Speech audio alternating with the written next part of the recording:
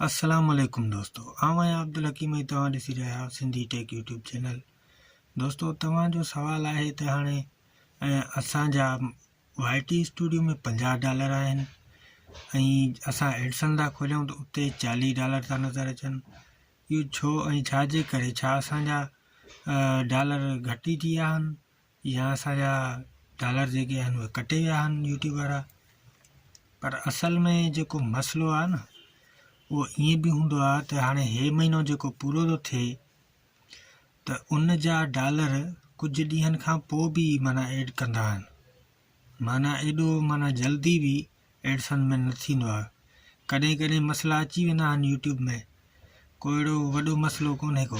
तव्हांजे लाइ इहा सोच जी ॻाल्हि आहे त हाणे असांजा YT स्टूडियो खोलियूं था त मथां असांजा $50 आहिनि या $25 आहिनि या $30 आहिनि। एडसन में वञूं था उते घटि छो आहिनि?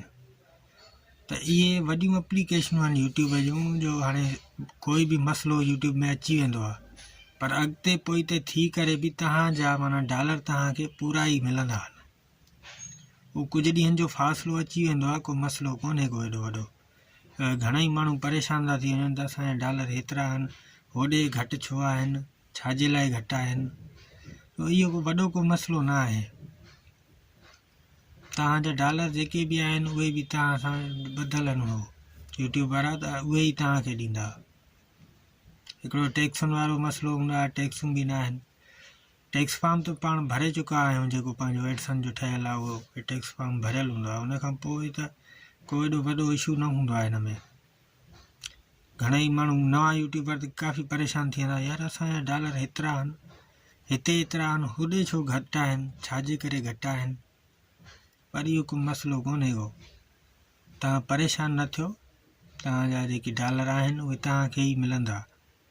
इहो महीनो पूरो थियण खां अॻिते पोइते थी वेंदो आहे, को एड न करे सघंदा आहिनि, पोइ अॻिते हली करे एड थी वेंदा आहिनि। उते डॉलर तव्हांखे कंप्लीट ई मिलंदा आहिनि। को एॾो वॾो इशू न आहे। जेको बि जेकॾहिं तव्हांखे का ॻाल्हि सम्झ में नथी अचे त मूंसां राब्तो कंदा। ऐं जेको बि दोस्त नओं आहे त मुंहिंजे चैनल खे सब्सक्राइब करे, लाइक करे। नवां आहियां ऐं सिंधी में मालूमात। ठीकु आहे दोस्तों।